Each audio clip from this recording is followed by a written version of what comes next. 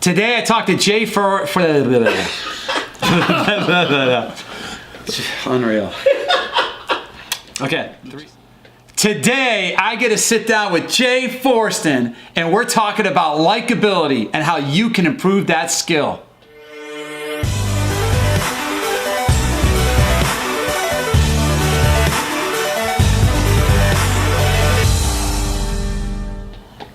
Today I talked to Jay Forston and how likability can be an improved skill. Jay, you're one of the most likable guys I've ever met. So I was like, all right, let's talk about likability and how important it is and how some people can learn how to do it. I mean, were you always this likable? I mean, were you ever mean or angry or, It's funny that you're asking me that. Is there anything on YouTube that's going to be out there saying he's not that likable, man? He's like, have you seen this video?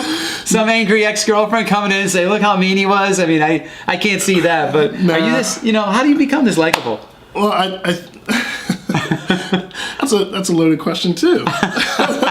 No, I think Troy, well, first of all, thank you for having me, on and giving me a chance to talk here on your forum and your platform here. But, truthfully, I've always been this way, from the sandbox up until I was in college. I've always been that way.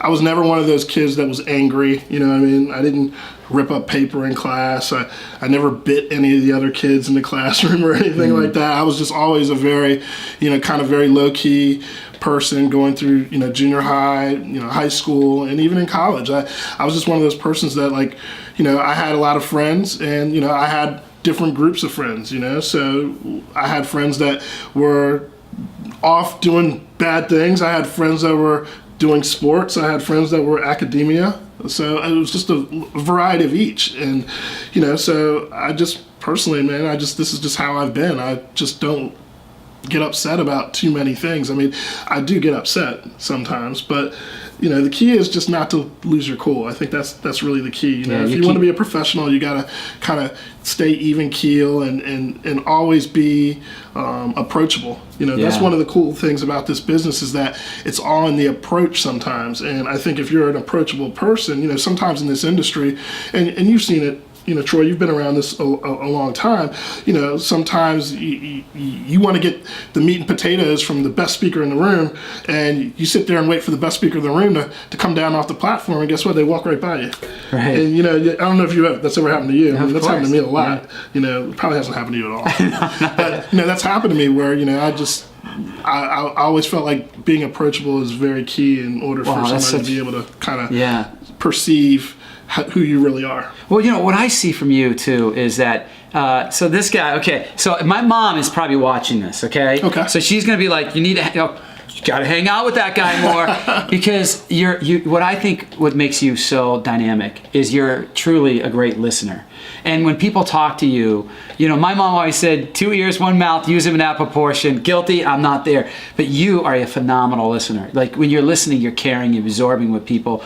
And, I don't know, that's something we can all, I know I can improve in that. And I look at you and I say, you're such a good listener. You really care for people and you're such a good listener. Well, I think the key is, in order to become a really effective communicator, you have to be a good listener. That's key. Like if somebody's telling you something and your mind is elsewhere, you don't grasp any content. So if somebody's telling you something about them, whether they're having a great day or a horrible day, and if you're not listening to them, then you're not getting the content from them that they need to get out of them to tell you or to tell whoever what's going on. And so that way you'll never be able to really effectively communicate with that person. You won't be able to see what ticks with that person, I think, sometimes. So I've always been a good listener. I've always tried to listen to what other people are saying. If back in school, if two kids were in a fight and we were both friends, I was always the person to listen to both sides. I was always the person that was like, hey, look, man, let's break this up. Like, we're a unit. I was always the person that was in the middle trying to break up a fight. You know what I mean? That's what it was. And then sometimes, even that, if that was your friend, guess what? You had to fight down with them sometimes too. But, even though it was right or wrong, but either way, at the end of the day, I think listening is a really huge skill that a lot of people lack in this industry, but not just in industry, and just life in general. I think that's one of the key ingredients that people should know coming up from being this tall to this tall, you know, just to be a good listener and to be approachable. Like I said, it comes in waves. You know, there's I like Les Brown. What he likes to say is, you got to be approachable, you got to be adaptable, you got to be able to embrace change, and then you got to be able to deal with the circumstances such as you find them. And that's huge, I think, when it comes to, you know, what we do for a living in this industry. And then you can apply that to everyday life too. And change is tough. Even change to try to be a better listener is tough. Change is tough. Change is tough. You know, sometimes we're not the best listeners, but we can always just try to improve. We can always do something to improve. You know, one of the really good books out there that I've listened to. Actually, I have listened to it on audio, but I've read it many times. Is How to Win Friends and Influence People. That's a really good book.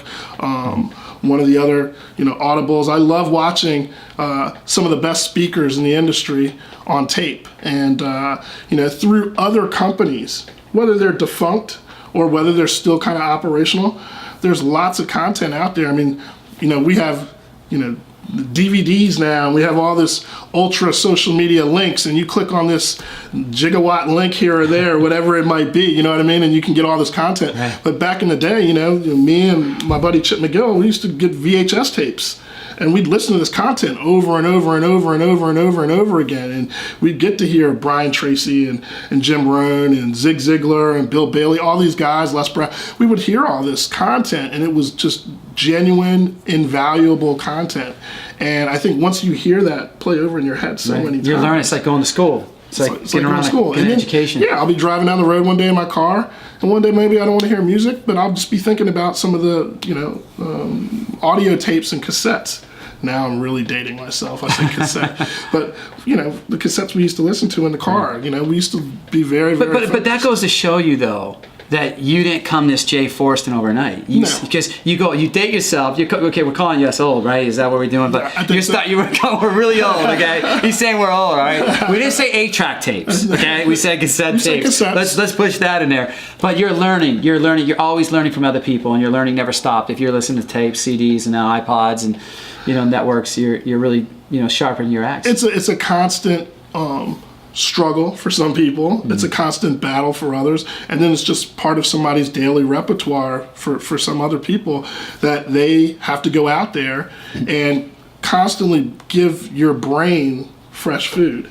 And I think when you're giving your brain fresh food, fresh content, even if it's stuff that you've heard before, it just reiterates, and it kind of gives you this self-reliance and positive reinforcement to go out here and do really big things. Like you said, it didn't happen overnight. You know, I got a lot of training and skills in this industry by listening to a lot of these great mentors, but at the same time, that doesn't mean that success is going to happen. You know, you still have to work at it day in and day out. And, you know, finally, at some point in time, you know, some of the right things meshed, and I was able to get some success out of a few different companies in this industry. I won't say I've stuck with one. I've been with a couple, but I've had some success. I've had some highs, had some serious lows too.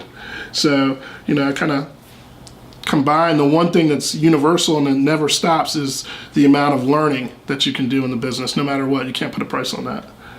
One of the other big things I believe in this industry that we're in, you have to be able to want to work with people that you like, people that you know, and people that you trust as well. Those three things are really key, because if one of those three things is lacking, you know, you have to think about it. You don't want to be in business with somebody that is missing one of those three things, because what ends up happening is after a while you start realizing, wow, maybe I shouldn't have gotten in business with this person, this individual. And look, we've all been there before too. Yeah, but relationships. Yeah, that sounds like know, and trust. I mean, relationships. Well, you have to, you know, look, just like in business, just like in your interpersonal relationships, just like with your marriage, you know, business partners, co-workers, whatever the case may be. You want to be with people that you like, know, and trust 24 hours a day, 7 days a week, you know, and that's huge when it comes to just the mental capacity that you have to go out there and just be a successful person day in and day out. But you know, at the end of the day, I also like to just be, you know, who I am. I believe do unto others the same as how they would do unto you. You know, I believe in, you know, paying it forward. And I believe that no matter what you don't have right that minute, it'll all come back tenfold later on down the road if you just consistently day in and day out, be that person. Well, we appreciate you coming on. I mean, you're just a great friend, and I think when he talks about listening, and but we talk about generosity. I think that's part of your growth. I mean, you're like one of the first ones to pick up the check or volunteer your time to do something. I know just people just love who you are, and so before I let you go, I got to ask you this: did you ever think? Because we talk about financial success here. We're not afraid to talk about money. Sure. But what money can do, you're always like picking up the checks. You're always helping people out. I know you've given a lot of money to people. And did you ever think you'd be in a position for not only you to win, but for you to be able to impact so many people, so many others? My big thing was in this industry, I wanted to put myself and propel myself to a position where not only I could help a lot of other people, Troy, but I also wanted to be in a position of being in front of my own time. And without that time, you don't have the ability to go out there and really structure things to help other people. You got to have that time freedom first.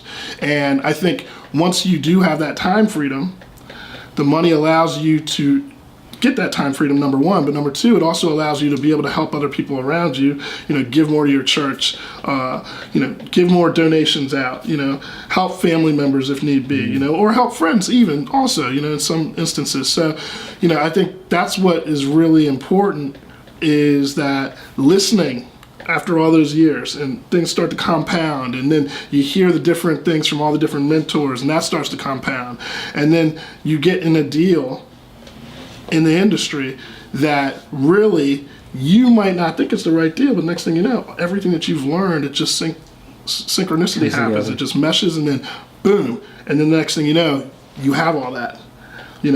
And so that's what I've been able to do, with working with the likes of good people too, such as yourself. But at the same time, again, I like to go out there and impact other people and inspire people. And, that's kind of what I look for even in the business. When I'm out here recruiting, I like to look for people that are passionate about doing kind of the similar things that I like to do. Well, we appreciate you being on here, and so, for those of you who want to find Jay Forston, you can find him on John Forston III on Facebook. That's correct. You'll probably see a picture of Magic Johnson right now with him. That's correct. That's a story for another time. That's on the next show. But hey, thanks for coming on. Hey, we appreciate it. Thank you. All right, bud. We love you, man. We love you. Love you too. All right. Jay Forston. Let me do this. Today, I get to sit down with Jay Forston and discuss. See my boy. That was good. You like my boy? Yeah, I do. Okay. Today I talked to Jay Forston and how likability is a proven. Start over.